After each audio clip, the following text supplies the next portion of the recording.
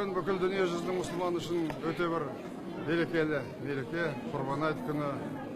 Барлық мұсылман қауымы атап өтіп жатыр.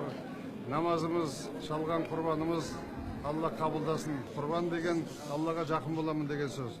Сондықтан осы жақындығымызды түсініп біліп, барлық біздің айтқан намазымыз, тілеген тілегіміз әр жанұяға бақ береке, елімізге тыныштық әкелсін деп тілеймін. Мінекей, біздің мұсылман қауымында, Құранда мұсылмандар бөлек-бөлекке бөлінбейді, ешқандай секті құрмайды деп айтқан. Екіншіден, отанды сүйген иманнан деген Құранның сөзі бар. Үшіншіден, ең жақсы мұсылман ол халқына, жұртына, жұртшылыққа барлығына жақсылық жасап жүретін мұсылман деп айтылған. Сондықтан бүгін енді ата-бабамыздың салты бойынша, дініміз бойынша туған туысқандардың үйіне барып, жолығып, қауышып, бір-бірімізбен кешірім сұрап, бір-біріміздің отбасымызға жақсылық тілейміз, солай ғой.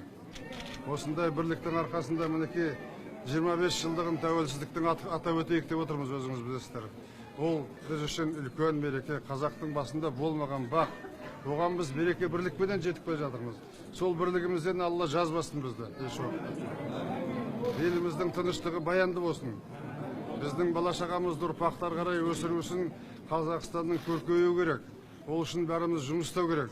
Жақында өздеріңіз естідер, мен тағы да халыққа жұмыс беру үшін, халықтың әл-ауқатын көтеру үшін, болашағын жақсартып жарқын қылу үшін тағы да көп шараларды жарияладым. Сол орындалған кезде халқымызға тағы да бір серпін беріп, жақсылық болатын болды. Бүгінгі күні құрметті ағайын, жұмыс істейтін адам жаман тұрмайды. Сондықтан мемлекеттің алдындағы міндет жұмыс беру. Барлық жағдайды қолдан келгенше жасап отырмыз.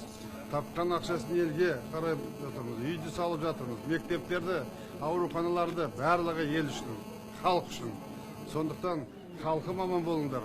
Мені қолдап келе жатқан барлық жұртшылыққа мыңда бір рахметімді айтамын. Аллаға рахмет, бәрімізді қолдап келе жатқан. Қазақтың бағы жана берсін. Мерекеміз құтты болсын. Құрбан айт құтты болсын. Шалған құрбандарымыз қабыл болсын, Алланың атынан. Баршаларыңа ұзақ ғұмыр, бақ береке, барлық туған туысқандарыңа менен дұғай сәлем айтып бармын.